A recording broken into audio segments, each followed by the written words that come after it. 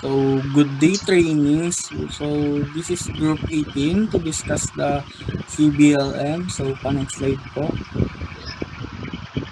So, the meaning of the CBLM is competency-based learning materials. So, in short, CBLM. So, next slide po.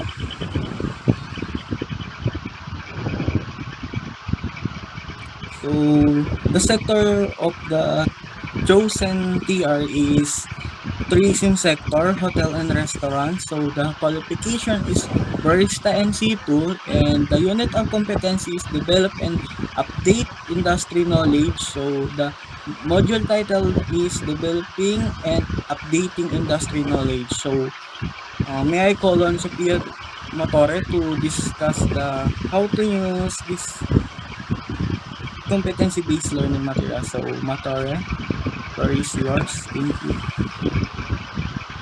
Thank you, Mr. Mang. Good day, trainees. For the second page of CBLM, how to use this competency. Excuse me, Ms. Pixie. Next slide, please. For the second page of CBLM, how to use this competency-based learning materials. Um, Mostly, some of the content ay nanggagaling siya or makukuha siya sa CBC, means competency-based curriculum ng mismong sector natin. Ang papalitan lang dito is yung unit of competency na napili ng grupo. For the least competency, ito yung competency-based learning materials. Makikita din to sa CBC. For the next presenter, may I call Mr. Spencer. Thank you, Mama Pia. Hello, trainees. I'm Spencer Bulima, and that I was assigned to explain the content of the module content of develop and update industry knowledge. Next slide po.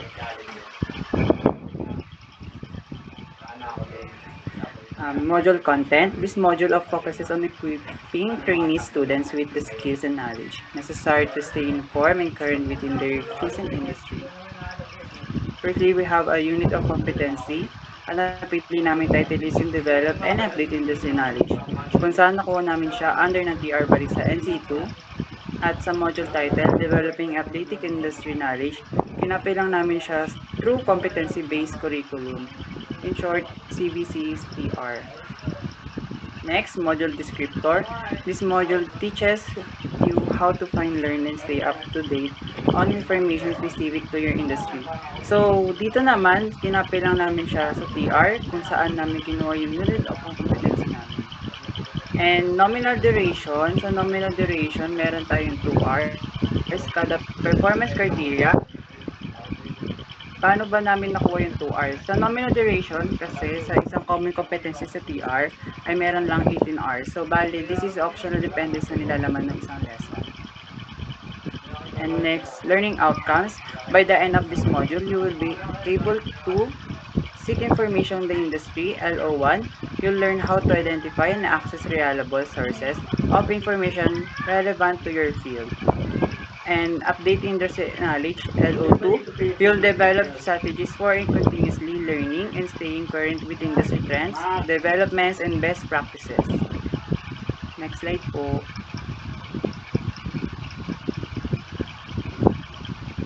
Next naman tayo sa performance criteria. Dito naman sa performance criteria, explain namin sa inyo kung ano yung mga pwede ninyo matutunan sa aming module. So, ano nga ba yung matututunan nyo sa aming lesson sa LO1 and LO2? Firstly, sa 1.1, identify and access information sources.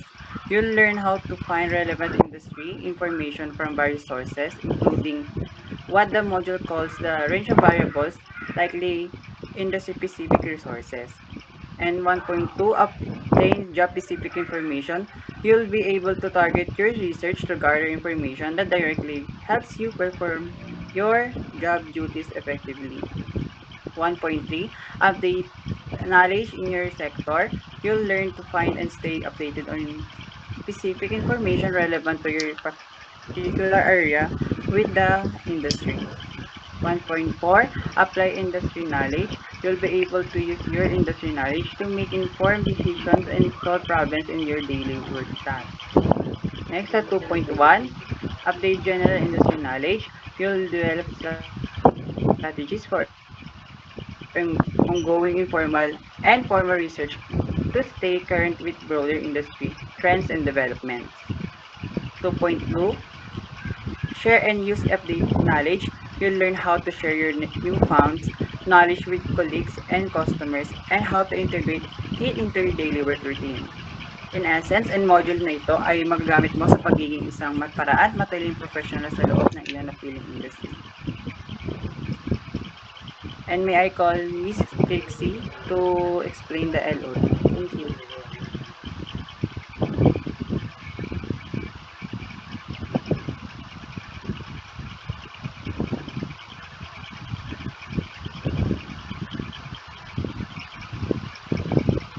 So, hi, trainees. I'm Trixie Benlarao. And yung di-discuss ko po is yun sa LO2.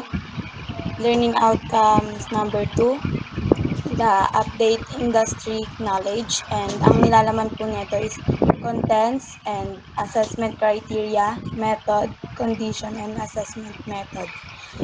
Sa condition, binase siya sa session plan, yung read learning content, and the assessment criteria naman binase siya sa performance criteria na nakalagay sa TR.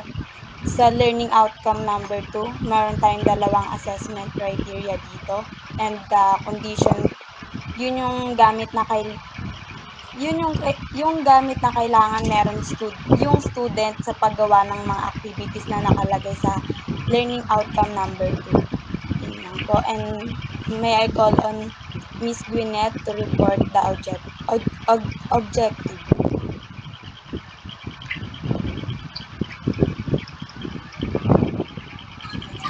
Good afternoon, trainees. I'm Gwyneth Cabag, and here's our objective. First, design a research plan outlining the steps for conducting a literature review on a specific industry topic, including defining research question and selecting appropriate search teams. Second, practice conducting interviews with industry experts or stakeholders to gather first-hand insight and perspective on current trends and challenge.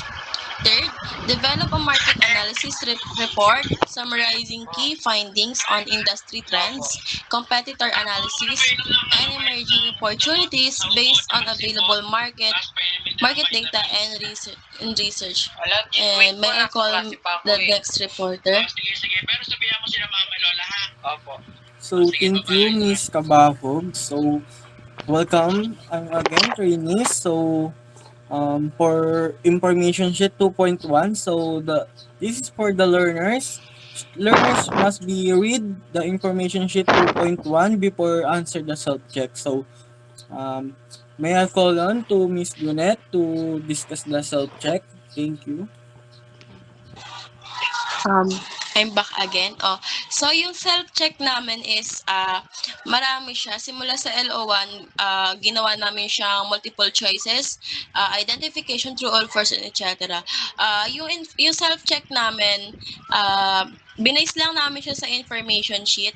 And kasi kaya namin siya binase doon kasi mas gusto namin na malaman kung na-adapt ba talaga ng trainees yung kung na-adapt or naintindihan ba nila yung information sheet na ginawa namin. Also, we have a job sheet na makikita rin sa aming CBLM. And Michael, on the next reporter po, please.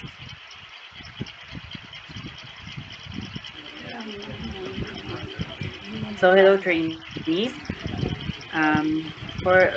Tayo dadako na sa evidence plan.